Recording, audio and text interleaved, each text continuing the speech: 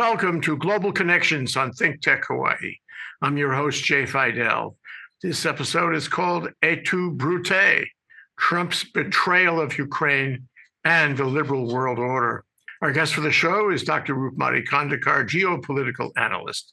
Welcome to the show, Roopmati. Aloha, Jay. Thank you for having me on your show. Such a nice pleasure here. You know, Ukraine is it's kind of an inflection. Because Joe Biden didn't help very much. He was always kind of timid about providing weapons. And now we have Trump, who is, volatile and unpredictable. And so it's really, after all these years, it's likely that Ukraine, unfortunately, sadly, will fall because of the irregularity of support from the US, the failure of NATO to provide support, and the failure of the EU and the UN to support Ukraine, and the war of attrition that seems to be increasing by Russia. It's a matter of time only. So, Roopmati, help us understand the current dynamic of the Ukraine war and the participation and support and weapons that are being provided by the Trump administration. You find Ukraine and Russia relegated in the headlines when we have the Israel-Iran-US conflict in the news. But be sure that Russia is not relegating to any sort of lower level of warfare. They are bombarding Ukraine with every warfare ammunition that they have. And that is what is causing the problem, because now Ukraine is really fighting a losing battle. See, the tactic of going for the drone attacks and the squad that was targeted, the Russian squad that was targeted, that was a mini victory that had to be followed on for Ukraine to have any substantial gains against a superpower like Russia. But that does not happen because Ukraine is like going on this path literally alone, like you said. No UN support, no NATO support, no EU support. And when you have a formidable enemy like Russia, and see the intensity of Russia, Jay, we knew that Russia would not participate in the Middle East conflict at all because it was targeting all its resources, all its power towards Ukraine. So you have to give it to Ukraine that it was fighting this war for such a long time, but it had unconditional American support behind it. And we know from the first day of Trump's second term, he has been clear about his inclination in this Putin-Zelensky war. He favors, or he finds a contemporary, or you say he's got a personal rapport with Putin from years before, which he does not find in Zelensky. He finds Zelensky something to play with or put down on, or chide rather than support. And that is exactly what he has done. Even though Putin is avoiding Trump in every which way possible, he still favors that Putin will come to a peace settlement. He never wants to push Putin for a settlement, but he will push Zelensky in every which way that there is. Even publicly in the Oval Office that we have seen, even in the Vatican that we saw, he can sit him down. And that is the problem, because Zelensky cannot ask for the same kind of warfare support from the US that he did with Biden. He had almost a free hand with Biden. And this is what is worrying, Jay, that now Russia faces Ukraine alone. I was concerned about Biden because Biden was timid. Every time Putin rattled some chains, rattled some sabers, threatened nuclear war, Biden would back off. And he didn't provide the fighters for, years. And he was very reluctant to actually go the whole distance. And of course, he did provide, some support, some weapons for Ukraine, but not enough to allow them to win. And so I think some of this has to lie at Biden's doorstep. So timid. And then, of course, you get Trump, who is, I wouldn't say he's timid, he's just unpredictable. And we call this et tu, Brute, because it signifies a betrayal, the ultimate betrayal. It's become clear, if not in the Biden administration, then certainly after that, that the way Putin is setting it up and the way Ukraine has been injured and damaged and its infrastructure destroyed and all that, no question that Ukraine cannot prevail, cannot even stand its ground without support from the US. It's also clear that NATO and the EU can't get it together. They said they were going to put more money in, but that's a later. They said they were going to, build weapons and armies and help Ukraine. That's also a later. For the moment, they're really not providing very much, and it's all futuristic. And meanwhile, the drones come from Russia. Russia is brutal. Russia is attacking civilians and civilian infrastructure. He's done that so many times. He's created war crimes hither and yon. Remember Buka. Remember, his stealing the children and making them Russian, small children, manipulating them. So what we have is Putin is constant. He's determined. It's a war of attrition for him. He's, as you said, he's not going to let it go. And Trump has been, what shall I say, useless and a betrayal. He ran on a platform of making peace in Ukraine on day one. He is unwilling and unable to do that. He didn't do anything on day one, and he certainly hasn't made peace even from then till now, almost 6 months later. He has openly abandoned Ukraine. He has openly supported Russia. It's just extraordinary. And, you think back to that really humiliating meeting in the Oval Office where he insulted Zelensky. He and his whole crew insulted Zelensky. And then his pressure on Zelensky to give him a rare earths agreement, which Zelensky ultimately did do that. He gave him a rare earth agreement. No sooner did Zelensky give Trump a rare earth agreement than Trump pulled his support completely and terminated all the weapons. So I want to ask you about that. So what happened a few weeks ago is Trump terminated the weapons.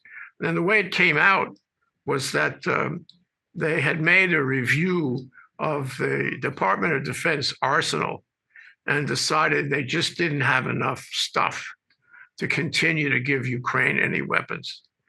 Did you believe that when you read about it? Did you give that any credibility at all? Jay, like you said, they made the case study for future improvements, and I could not believe this step taken by the US government to stop this weapon supply, because that was the lifeline that Ukraine was running on. Ukraine is not such a big country or who has so many supplies of the weapons, and the nuclear weapons were surrendered when they became a country independent from Russia. So they're given the nuclear weapons to Russia itself, and so no real power or threat to Russia. Russia is enjoying this kind of they can literally destroy Ukraine completely in a matter of few days. But why this war of attrition? Because it suits Putin, Jay. It has suited him to create this infrastructure or this ecosystem that works without the SWIFT transaction, which works. He has got his set of allies now. The lines are drawn clear. And when Trump has played this game, first it was not to use long range missiles. So literally, you could not go beyond that range into Russia. Russia had already got 20% of Ukraine. So the statistics were always in favor of Moscow. They could not use the long range ballistic missiles. You could not reach Moscow. So Putin is safe and sound. Now, just keep on bombarding, keep on playing with the infrastructure, keep on the victims being the soft targets, the civilians, the children, all this, because Jay, now, like I explained, this ecosystem that has been created, this financial ecosystem, it has suited Russia to the TJ.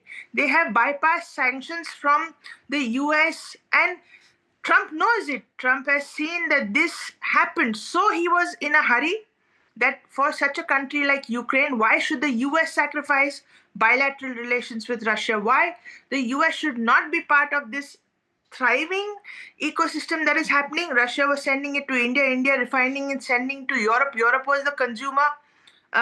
Only America was out of it. It was as if it was a reverse Uno sanction on America. America was the only one out. Everybody else is trading, and it all came down to trade again, like how Trump comes down to trade tariffs. This entire war game, Jay, has come down to economics. And when you see Ukraine suffering, the suffering is solely of Ukraine.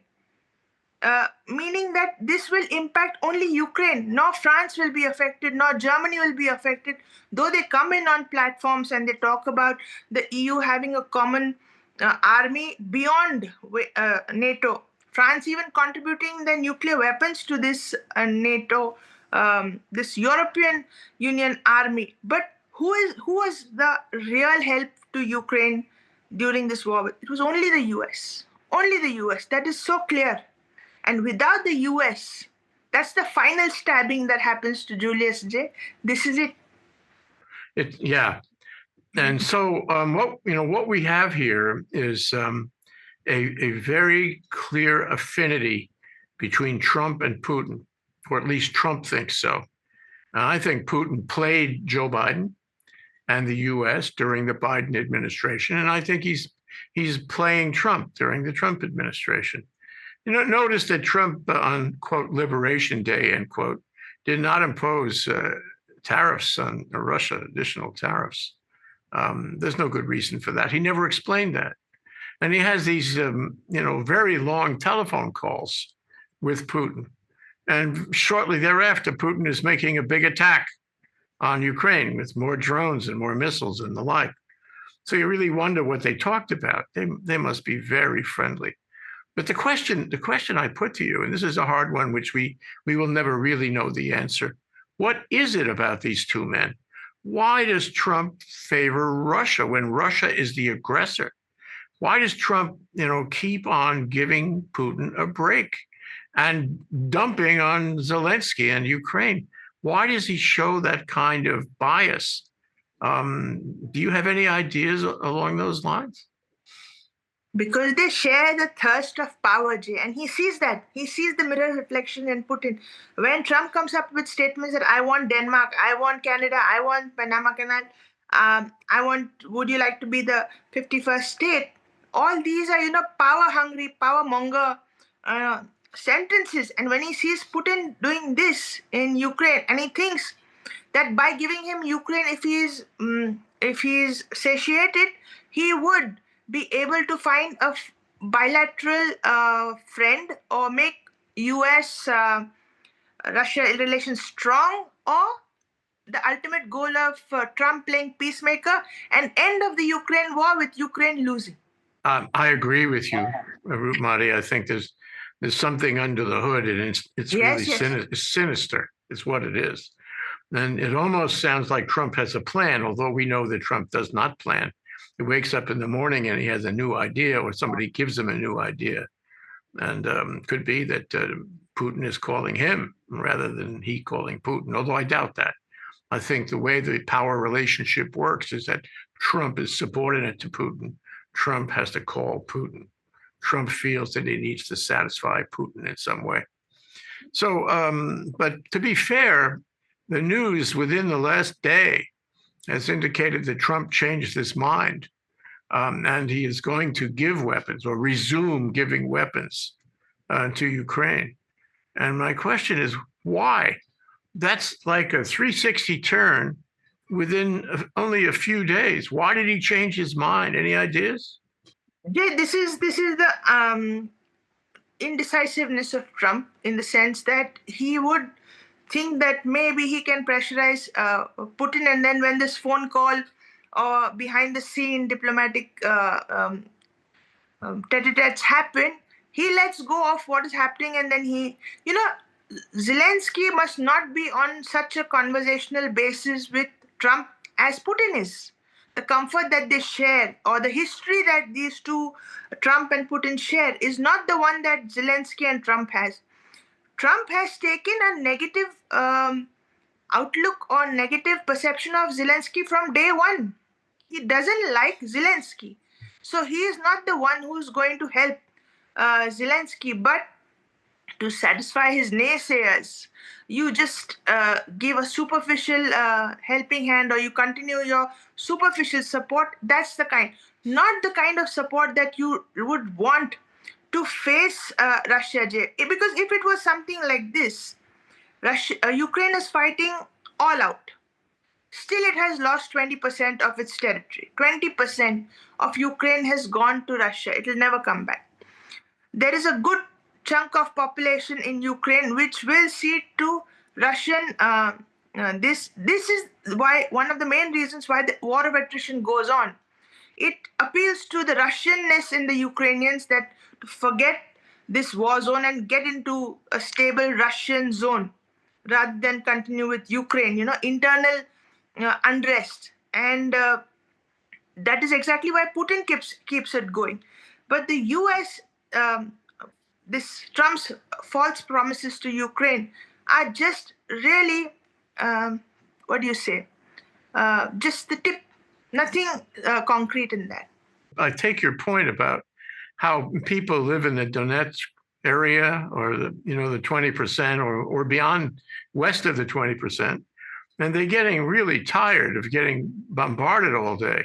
They can't go to the grocery store without risk, and now these drones are attacking them like personally. They're very sophisticated, and there's not too much the Ukrainians can do. I saw one article that I thought was very interesting about fishnets. The Ukrainians are very creative. I mean, they're creative enough to destroy that bridge, and also destroy, or largely destroy, the Russian Navy in the Black Sea, and also destroy remember just a few weeks ago, destroy a lot of Russian military aircraft. They're very creative, and they've done some really remarkable things, but it's relentless. It's a war of attrition.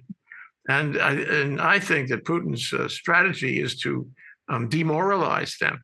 God knows what else he's doing to demoralize them. That little by little, he's taking away their quality of community, their quality of life. And although they've been valiant, that's the word that always occurs to me, valiant, all through this, he's trying to undermine their resolve, their morale.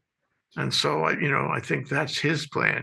Trump's plan, if there is a plan, is to give it up, because he thinks that, his conception of the New World Order includes a very robust relationship with Putin, and he wants to be friends with Putin because he and Putin will divide the world up. So you get, the American side, which I'm not sure it will include the European side, and you get the Russian side, the BRICS side, if you want. And so, Trump is okay with that. That's, if there is a plan, that's what he says. But if you look at his cabinet, which is all incompetent, you really wonder if there is a plan of any kind. And it's just kind of what he had for breakfast. And that's where we go on this.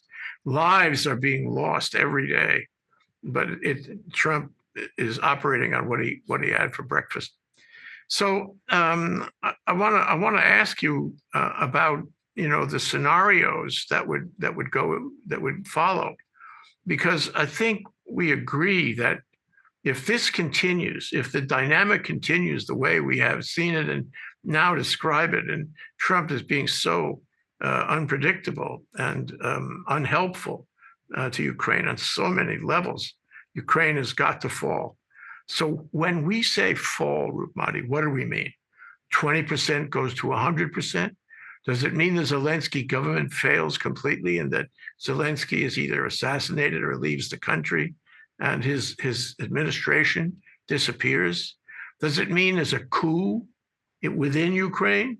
Does it mean that the infrastructure is so badly damaged by and the morale by what Putin is doing is that there's no will to fight, and the army, the Ukrainian army, puts its weapons down. What scenarios come to mind? Gory scenarios, isn't it, Jay? They're really, really very dangerous because when you're fighting a czar like Putin, be sure he will leave no trace of the enemy. And that's what he's done. 3 years of his just focused on Ukraine and Zelensky. He has a bigger plan, Jay. Wagner disappeared in the headlines of the Palestine-Israel conflict in one major headlines, and you didn't know where Wagner's plane crash went. So Zelensky is on a path to total destruction if he's on Putin's target.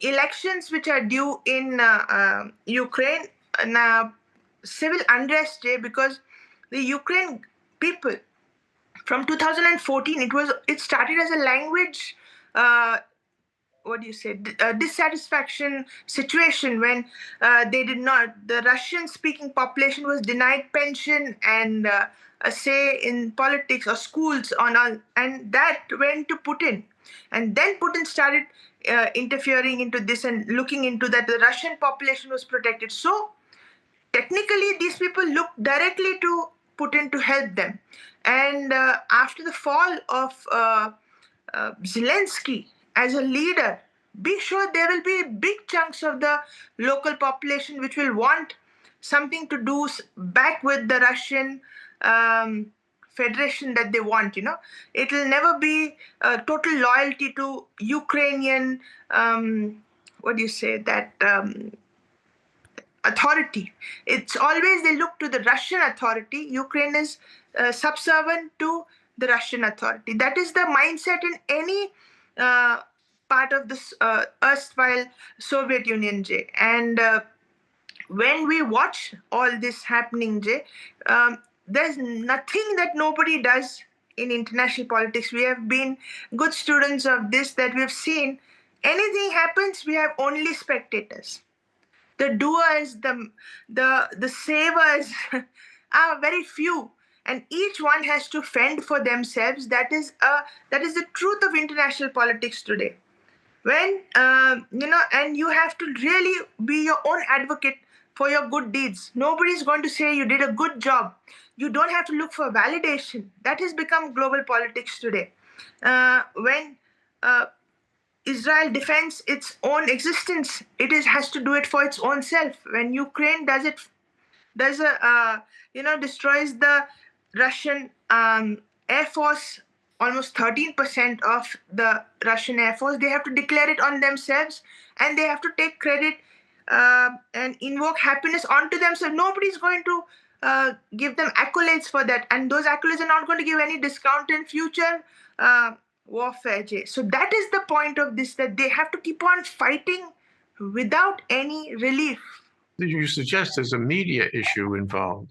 Oh. It's like the media runs to the shiny object news, and it does not continue to cover Ukraine. There was a time when all the big cable channels were there on the ground, where they were reporting about everything that happened in Ukraine, everything that happened on the battlefield. But that's no longer the case, is it? They're not there.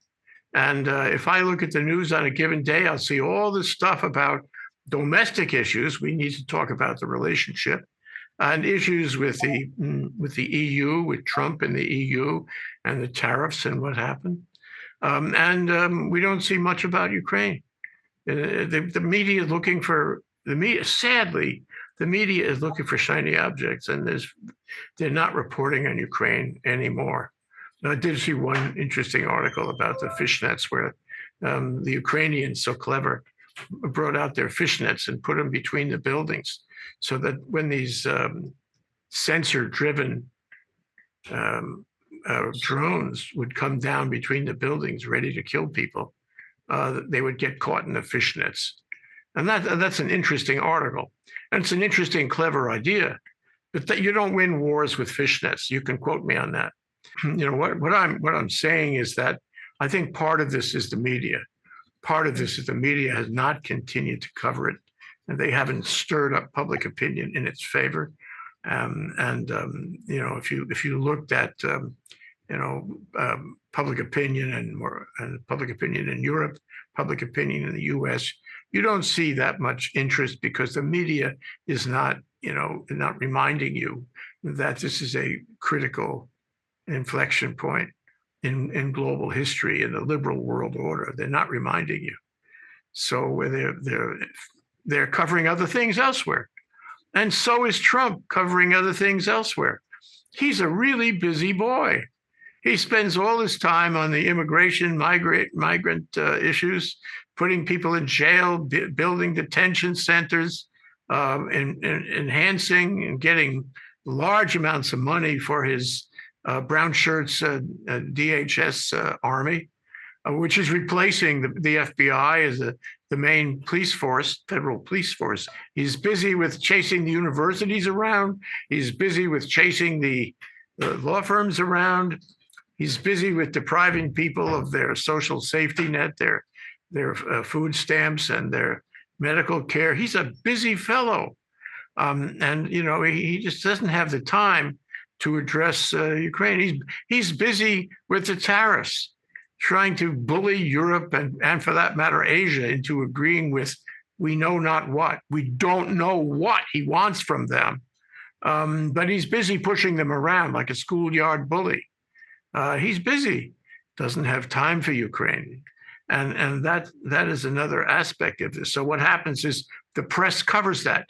They cover his remarks and his insults to the EU and NATO. They cover his efforts on the southern border with Canada and Mexico and Greenland and Panama, all his manifest destiny initiatives, which are not important at all.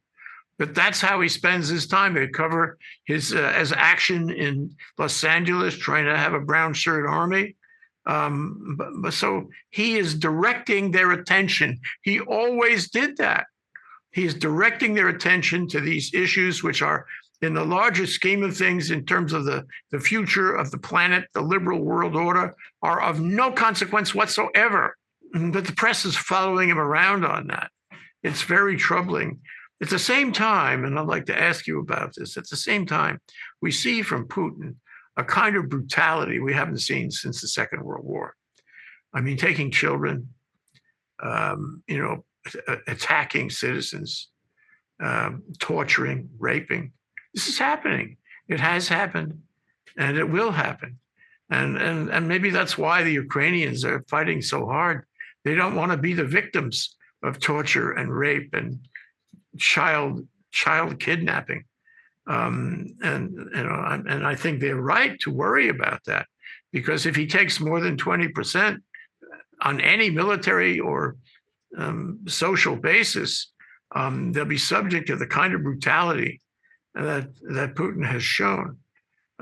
He will be as brutal as he possibly be. This is Roopmati. This is shades of the Holodomor, which was Stalin's initiative to starve the people in the very same Ukraine. Even though it's a breadbasket, Stalin decided he was going to starve them and thus kill them. And he starved and killed some 5 million people in the 30s without any good reason, just to be brutal. It didn't help Russia very much, but it certainly it killed a lot of people.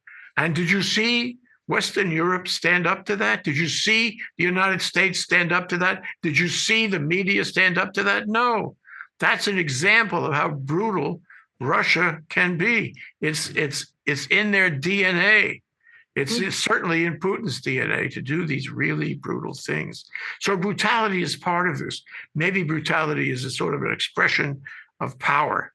And if you're brutal, people are so afraid of you, they give you power. But, it's clearly enough. And they probably make people like Trump gravitate to you. And maybe that's one of the reasons Trump is so impressed with Putin, because Putin is so brutal. Your thoughts about all of that? Yeah, Jay, your theory of distraction politics of Trump is so spot on, Jay. When he wants to distract his, the media, and one grosser news after the other that he brings in. But Jay, we have learned one more thing about the media, that they can not only go on to shiny objects, they also can be very well manipulated to show what they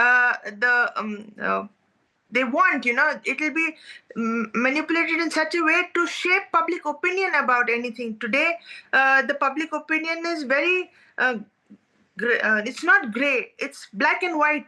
It's never in that thinking zone.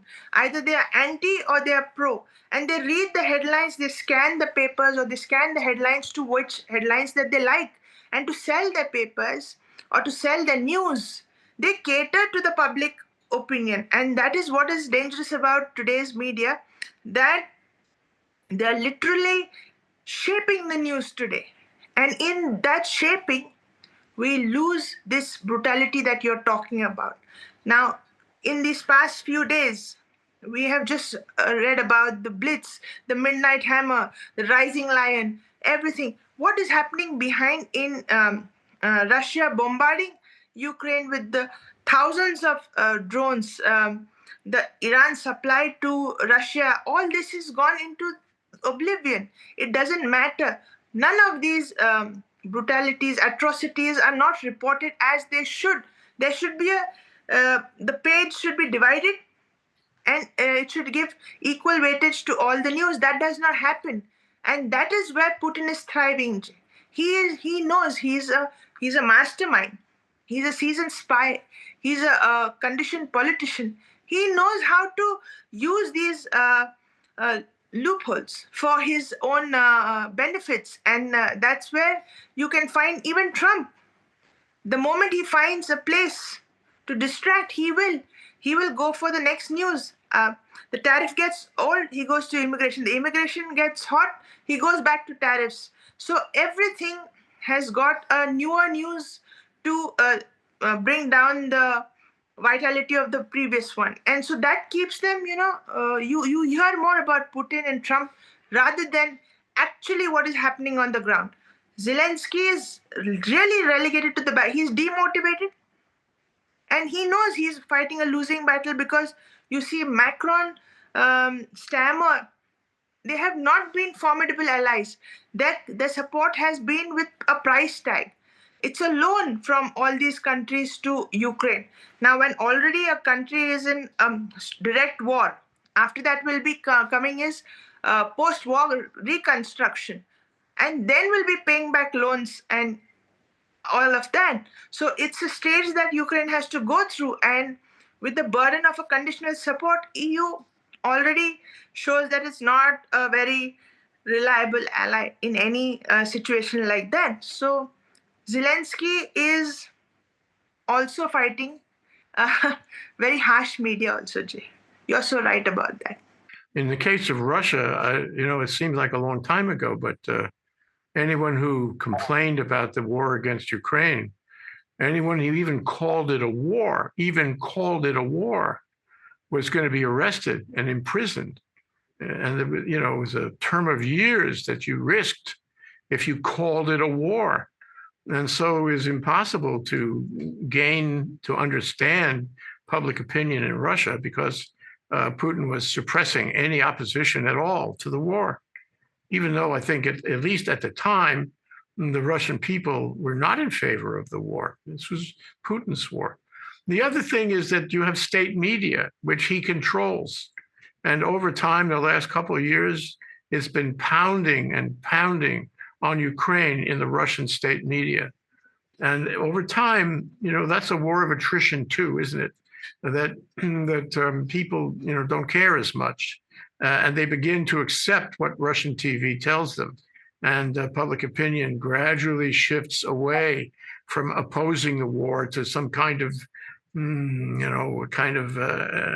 an abandonment of the issue. And they're not thinking about it. They're not concerned. And if you ask them, they say, well, those Ukrainians, they're bad people. They're all a bunch of Nazis, whatever state TV is telling them. So it's the fact that not only is Putin suppressing public opinion and manipulating public opinion, but he's lying to people. That's his style. That's his strategy. He lies to the Russian people, as Russian leaders have been doing for a long, long time. USSR was famous for that. Lie to the people. Okay. Then you switch to the US. You switch to Trump. He lies to the people about everything. He lies to the people about all these domestic issues, about immigration, the social safety net, the big, beautiful bullshit bill. He lies to the people, and a certain number, a certain percentage accept that. And he's lying to the people about Ukraine. I mean, he bashed Zelensky in the Oval Office, and a certain number of people believed him and said, "Oh yeah, Ukraine, oh they're bad, and Zelensky's not doing the right thing."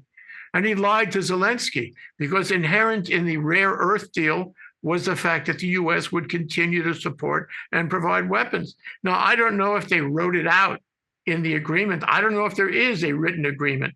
I've never seen or heard that there was a written agreement about the rare earth. But I think Zelensky made a strategical decision to say, okay, we'll give you the rare earth, but you have to help us. Well, Zelensky gave him the rare earths, however that deal unfolded, however it was written down or understood, and then et tu, Brute. It didn't take too long before Trump completely reversed that. He got the rare earth, but he didn't defend, he didn't provide weapons or support to Ukraine. And I suggest to you, the only reason that he changed his mind over the past couple of days and said he would, notice that's also futuristic, he would resume weapons and support, is because he has so much political pushback about it. Yes. Because it seems so wrong, such a betrayal, so in violation of any remaining American morality on the issue. And so, there you go again. He's lying, and he's lying about what he will do going forward too. I mean, I personally do not believe that he will resume weapons and support. I think that's just to mollify the people who criticized Trump for betraying Ukraine a week or two ago. So what we have is the same mirror image kind of thing, where Putin lies to his people, Trump lies to his people. What is left? So I wanted to ask you one other question. We have the lies, the brutality. We have the failure of America to support Ukraine. What do other people think about this? What do they think about the US when they think of Ukraine? Ukraine is a kind of canary in the coal mine benchmark here. What do they think? And I'm not limiting my question to what the former US allies think. I'm asking you about the world in general, every country, whether it be, China, whether it be Iran, whether it be Turkey, Hungary, the Putin's ostensible allies, if you will, those who are supporting him in some way. What does the world think about the failure of American support? Jay, they stand as mere spectators only, the countries, when you look at them. Because there is no replacement for the US support. That is taken, given that every country takes note of, that there is no support like the US support. And that is what kept this war going. And when they saw that Ukraine was standing up to such an enemy like Russia and keeping Putin busy, this was a shocker for everyone, because they did not expect Ukraine to last this long. Technically, it was that it would just be first few days, and then this attack, they call it the terrorist attack of the drones, which entered the US, the Russian territory. It was an operation which took 1.5 years in the making. There was a lot of thought process in Ukrainian logistics, but they do not have the warfare. The hardware is missing. The software is there, but the hardware is missing in implementation, and that every country watches. And Jay, we had spoken about this long time ago, that you need a collective responsibility of nations when you want to stop manipulation, dishonesty in world politics. And this world system does not have that.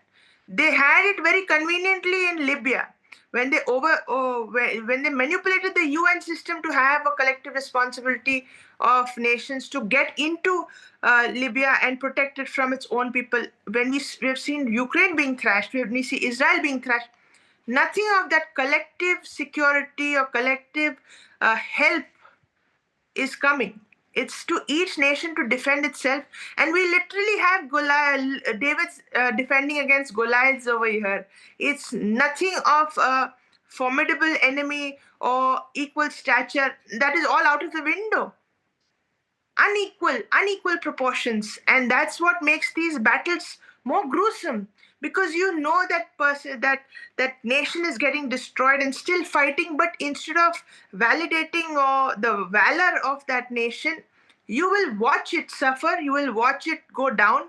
And like you said, Trump has restarted his support, and just to save the, from the criticism that would come in, but no concrete help to the nations. That is missing, Jay. One thing is I find interesting is that we all agree that Ukraine cannot sustain its territory without American weapons and support. Yeah, and the U.S. has kind of sworn off troops on the ground, boots on the ground. We're never going to do that. And that's a, well, I shouldn't say that, because I think Trump is capable of reversing himself on anything, and he could reverse himself on that too. But my point is, look what happened in Iran. So we have these B-2 bombers. A number of B-2 bombers were involved. A number, dozens of the bunker buster bombs were deployed. No boots on the ground, but an awful lot of firepower and remote firepower. And so you say, gee whiz, we are one strong country. So what does that mean? We have spent trillions. Every year, we spend $1 trillion on the military. And thanks to the big, beautiful bullshit bill, we're going to be spending a lot more. We're adding trillions more to Trump's military budget. And I haven't really seen it prove itself, I'm afraid. But there you go. We have all this weaponry, and we don't use it on the ground. We use it remotely. We use it in the air. I suppose we rattle sabers about nuclear weapons and all that. But what has happened, it seems to me, is the world has become dependent on this theoretical promise that the US will use its weaponry, its huge military budget, for something that will help. And this sort of puts the lie to that. The US, with its trillions of dollars of military weaponry, with its huge army, with all of that hardware, which is still being developed and designed and expanded as we speak, we don't really use it for the right things, if at all. And so, that seems to change things, because it's not clear that we're doing it the right way, that we're choosing the right weapons. It's not clear that our military is designed and trained the way it should be, and that we are keeping up with some of the expansion of the weapon systems in China, for example. So what I get out of this, and I like your thoughts about it, is that all this stuff about Trump and the military and the weapons and the budget for the military and the weapons may be a kind of paper tiger, because when it comes down to it, he's letting Ukraine go for the wrong reasons to the wrong people. What kind of military is that? What kind of military budget is that? Why aren't we helping the ones that we are morally obligated to help? The liberal world order, which we created after World War II. Well, is it a waste? It sounds to me like it might be a huge, big waste. Your thoughts?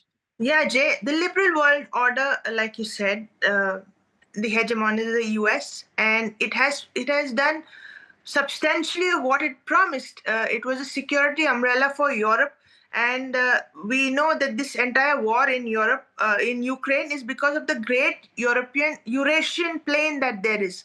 If any NATO would come across into Ukraine, it would have direct access to come across the Russian Federation. So for Putin, this is very, very sacred territory. He cannot allow anything to come onto this, and that's why he protected it. Now, Jay, he was protecting it with everything that he's got because he knows the value of this, the strategic value of this location of Ukraine. Now, Jay, the US has helped all these nations to have a security umbrella, to the paper tiger that you talk about, the weapons that there are there. And but the US can't be a police for all these nations when you get nothing in return. Because at the end of the day, it has to be about what do you get for your involvement in this? Is there a benefit to getting involved in this? Because a full-fledged involvement in with along with the NATO in the Ukraine-Russia war would mean that there would be something of the Cold War sort of division that would take place, the NATO versus the Russian allies and going for it. And maybe Russia would have been destroyed if everybody had all these US and Europe had come together in this. But Europe was looking at economic benefits more than getting into this war full-fledged. They looked at the US to come across the ocean and help rather than they forming a mini alliance and going head on, then expecting the US support to come in. So, Jay, this reliance or this expectation, they have really great expectations from the US to do everything. So, for somebody to help you, you have to help yourself. And that was missing in this Europe zone. They wanted US to do everything, and it's unfair on the US, Jay. So now I'd like you to consider everything we have talked about today, everything we have covered under the rubric of Et tu, Brute, Trump's betrayal of Ukraine, and the liberal world order. Okay, in that notion, I want to ask you a last question. Okay. The NATO agreement in Article 5 provides that if any member nation is attacked, the other nations, if any member nation is attacked, the other nations will come to its assistance. We'll fight for it. We'll fight a war for it. We'll bring their weapons. We'll bring their troops. We'll fight to defend it if any member nation is attacked. And there are various indications that that may happen with Putin after Ukraine, or even simultaneous, with Ukraine. So, of course, the biggest hegemon is the US. My question to you, Roopmati, is if one of the member nations in Europe, or Canada for that matter, because Canada is also a member of NATO, was attacked and asked for help under Article 5, could they count on the Trump administration to defend them? You would hope so that he would keep this, but he's got a very fluctuating view of NATO, Jay. And when he feels good about NATO, that would be a good day to ask him for help. And if he's feeling bad and he doesn't feel climate change is happening and NATO is useless, so he would not help on that day. So it is an odd and even decision that he would make. He is really his own person when it comes to making decisions. And that would be really tough for the European nation to ask for this. NATO is not what we used to think about. And that intensity is what is realized by France and the European Union and Germany and Italy when they have gone to go and form their own little security defense army for the European Union rather than relying 100% on NATO. Well, I think that is the conclusion I would draw, because what we have here is Trump's betrayal of his agreement, of the United States' agreement and commitment to support Ukraine. He has betrayed Ukraine. And if he betrays Ukraine, it would seem clear that he will betray NATO in the same way, and that NATO could not, even for a moment, assume or rely on his assurances or the NATO agreement, Article 5, that he will defend any member state that is attacked. I think it's clear from this discussion and from watching what he has done and the betrayal he has made to Ukraine. Anyway, wow, what a very interesting discussion. No kidding. We're out of time, Roopmati. We'll have to leave it there. Thanks so much to our special guest, Dr. Roopmati Khandekar, geopolitical analyst. I'm Jay Fidell, host of Global Connections. In this program, in this episode, we are calling Et tu, Brute, right out of Shakespeare. Thanks to our viewers for watching. We'll see you again soon for the next one. Aloha. Aloha, Roopmati. Aloha, Jay. Thank you so very much.